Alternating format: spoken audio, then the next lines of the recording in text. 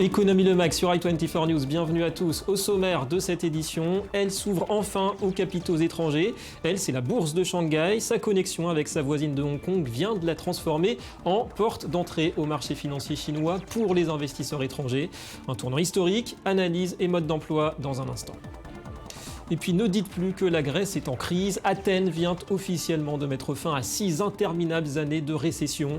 1,7% de croissance au troisième trimestre. Est-ce vraiment le dernier acte d'une tragédie historique? Réponse tout à l'heure, juste après notre rubrique L'écho de l'Orient. Et voilà pour les titres, merci d'être avec nous. Avant tout cela, le point comme chaque jour sur l'actu économique, avec d'abord le rebond qui se confirme pour le marché automobile européen, plus 6,5% sur un an au mois d'octobre pour les immatriculations de voitures neuves. C'est un 14e mois consécutif de croissance, 1 70 000 véhicules écoulés au sein de l'Union, mais toujours de fortes disparités entre les États membres. Ainsi, l'Espagne affiche un bond de 26%, plus 14 pour le Royaume-Uni, et à l'inverse, eh bien, la France subit une fois de plus un repli, moins 3,8%. Alors dans le détail, côté constructeur, c'est toujours l'allemand Volkswagen qui fait la course en tête des ventes, en hausse de 7%, devant PSA et Renault. Renault en hausse de 10,5%. En Europe encore, il faut croire que l'euro est toujours en danger. Hier, Mario Draghi, le patron de la Banque Centrale Européenne, a dû promettre que l'euro était irréversible. Et comme en 2012, lorsqu'il avait mis fin à la crise de la dette, il a répété qu'en cas de besoin, eh bien, toutes les actions nécessaires seraient prises, y compris donc un programme de rachat de dette souveraine pour la BCE. L'objectif est évidemment d'enrayer la tendance déflationniste en zone euro et accélérer la reprise. Une tentative aussi bien sûr de prouver au marché que la BCE est capable d'influer sur le cours des événements. Selon les premières indications, notre paquet d'assouplissement direct du crédit offre des avantages tangibles. Depuis début juin, les taux du marché monétaire ont décliné pour toutes les échéances. Maintenant, la courbe se situe toujours en dessous de zéro, après 2 ans d'augmentation. Voilà, propos tenus hier à Bruxelles devant la Commission des affaires économiques et monétaires du Parlement européen. Un mot sur Hong Kong avant de parler de sa bourse dans un instant. Hong Kong qui subira dans les prochains mois les conséquences économiques des récentes manifestations pro-démocratie. C'était, souvenez-vous, en septembre. C'est ce qu'affirme en tout cas le ministère chinois du Commerce. Un sentiment soudain d'instabilité qui a nui à l'activité et à la confiance dans ce qui reste l'une des plus importantes places financières de la planète. Bien que l'impact négatif sur l'économie de Hong Kong, causé par les manifestations, n'a pas été constaté sur le court terme, cela émergera dans les jours qui viennent. Ces manifestations sont une mauvaise chose. C'est aussi pour cette raison que le gouvernement de Hong Kong, ainsi que la majorité de la population, sont résolument contre ces protestations.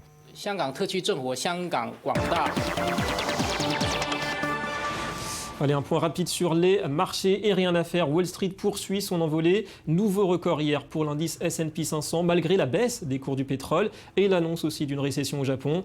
On va retrouver Eric Lewin depuis Paris. Eric, bonjour. Alors une grosse activité de fusion-acquisition pour compenser eh bien, le Japon et donc l'or noir. Oui, David, c'est l'heure des méga-fusions actuellement aux États-Unis. Alors, il y a eu 2 opérations d'envergure dans les dernières heures. La première, c'est Allergan, qui a accepté une offre d'achat amicale d'Actavis. Alors, Allergan, on sait très bien que c'est le spécialiste du Botox. Et puis, dans le secteur parapétrolier, il y a une opération d'envergure, puisque Halliburton a annoncé le rachat de son concurrent Baker Hughes pour la somme de 34 milliards de dollars. Il faut bien comprendre que dans le secteur parapétrolier, cela ne va pas fort en ce moment, tout simplement parce que le baril de pétrole ne cesse de baisser, donc les compagnies pétrolières font beaucoup moins d'efforts dans le secteur. Il faut donc se regrouper, et donc cette fusion entre Halliburton et Baker Hughes est surtout une fusion d'ordre défensif. Alors, est-ce que ça profitera au marché européen? On sait qu'il y a eu des déceptions du côté de CGG, de Fuego. On ne le sait pas encore, mais ça fait une bouffée d'air frais pour un secteur parapétrolier qui va mal en ce moment, qui a sorti de bien mauvais résultats. En tout cas, cela prouve que même au niveau de cours actuel, il y a toujours des opérations à faire à la bourse de New York, la bourse de New York qui est au plus haut, et on ne voit pas comment elle pourrait baisser avec de telles opérations. Merci Eric, on aura pour les services pétroliers. C'est donc une étape décisive qui a été franchie hier vers l'ouverture des marchés financiers chinois aux capitaux étrangers. Les bourses de Hong Kong et Shanghai ont lancé un dispositif de connexion qui permet, et c'est historique, des transactions dans les deux sens. 3,5 milliards de transactions par jour, c'est le potentiel à terme de ce mécanisme. De quoi faire du nouvel ensemble un carrefour financier mondial. Johanna Citruc. Il y avait Hong Kong d'un côté et Shanghai de l'autre. Mais depuis le 17 novembre, les deux places boursières sont désormais connectées. Elles sont reliées via une plateforme nommée Connect, un dispositif qui offre pour la première fois un accès au marché financier chinois pour les investisseurs internationaux. La connexion Shanghai-Hong Kong représente vraiment une nouvelle opportunité d'investissement, un nouveau modèle de partenariat et au final, il s'agit vraiment du début d'une nouvelle ère. Les investisseurs du monde entier pourront donc acheter ou revendre des titres cotés à la bourse de Shanghai via Hong Kong. Un droit jusque-là réservé à quelques gestionnaires de fonds minutieusement sélectionnés. Résultat, cette interconnexion devrait former la 3e place financière du monde, derrière la bourse de New York et le Nasdaq, mais devant Londres et Tokyo. C'est une avancée dans l'ouverture des marchés financiers chinois et une étape importante dans le développement de Hong Kong comme passerelle unique entre la Chine continentale et les investisseurs étrangers. Mais aussi inédite soit-elle, cette ouverture des marchés chinois est tout de même limitée. Pour empêcher les fuites de capitaux non désirés, Pékin a maintenu certaines restrictions. Par exemple, que ce soit depuis ou vers la Chine, le volume des transactions est limité. Des transactions qui pourraient, selon les spécialistes, représenter plus de 3,5 milliards chaque jour. Ouais, un gros succès dès la première séance pour Shanghai surtout. On va passer à notre rubrique l'écho de l'Orient. L'écho de l'Orient, nouveau rendez-vous hebdomadaire et l'économie syrienne passée au crible aujourd'hui avec une certitude. Il faudra des dizaines de milliards de dollars pour reconstruire ce pays meurtri. Et on voit tout cela avec vous. Ayman Sikseck, bonjour. Merci d'être avec nous. Alors Ayman, 3 ans de guerre civile, un prix évident aussi bien évidemment pour cette économie syrienne. Quels sont les secteurs qui ont le plus souffert ou qui souffrent encore le plus de ce conflit aujourd'hui ? L'économie syrienne était très diversifiée avant le début du conflit. L'industrie, le secteur de la vente et surtout l'agriculture prospéraient. Chacun de ces 3 secteurs représentait 20% de l'économie. Donc à eux 3, ces secteurs dominaient 60% de l'économie syrienne. Et il y a le tourisme avec un apport supplémentaire de 10% à l'économie.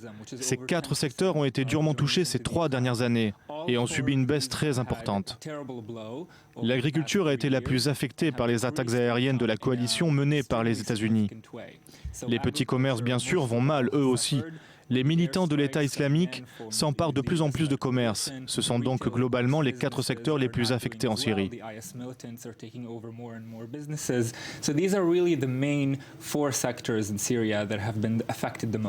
Et alors quand on parle de la reconstruction, est-ce qu'il y a des montants sur le coût total de la reconstruction, aussi sur la durée de cette reconstruction ? Il faut se rappeler que l'économie syrienne est basée sur les transactions en espèces. Cela veut dire qu'en Syrie, si quelqu'un veut acheter une maison ou une voiture, il n'utilise pas de carte de crédit. D'ailleurs, selon certains rapports, moins de 3% des Syriens utilisent une carte de crédit. Ce qu'ils font, c'est qu'ils demandent un énorme prêt en espèces à la banque et effectuent leur paiement en espèces.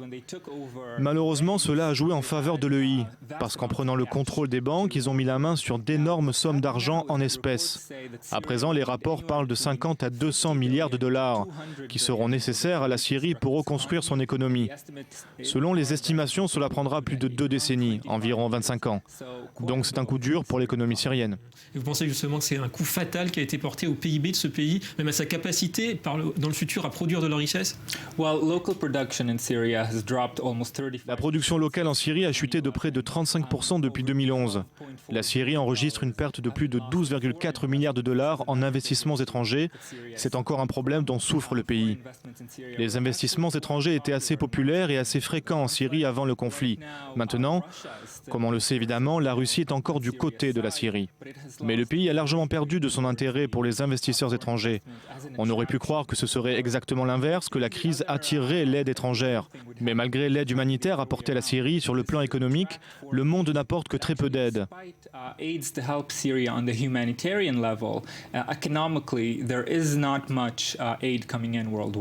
Ouais, difficile, on imagine, de trouver des investisseurs pour la reconstruction de ce pays. Ayman, au niveau social, quel impact ce conflit pour la jeune génération? On imagine que le taux de chômage a dû exploser ces dernières années. Absolument. Énormément de commerces en Syrie se basent sur la vente au détail. Et en Syrie, il y a encore cette habitude qu'ont les gens à rejoindre les affaires familiales quand ils entrent dans la vie active. Mais à présent, ces commerces disparaissent peu à peu. Selon les estimations, environ 60% des Syriens seront au chômage d'ici 1 an si le conflit se poursuit. C'est donc un réel coup dur pour l'économie syrienne à presque tous les niveaux, depuis la vente et les commerces locaux jusqu'aux banques et au taux de chômage. Donc sans doute une génération au moins de perdus sur le front social. Merci beaucoup Ayman Siksak pour ce compte-rendu de l'économie syrienne.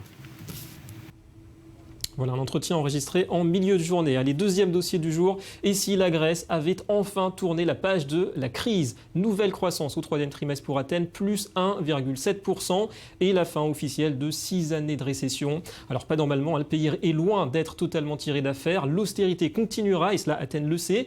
Mais le plus dur est peut-être bien derrière. Et c'est ce que veut retenir aujourd'hui le gouvernement. Même si au sein de la population, eh bien, on s'interroge sur l'absence d'effets positifs concrets. Éric Berdugo.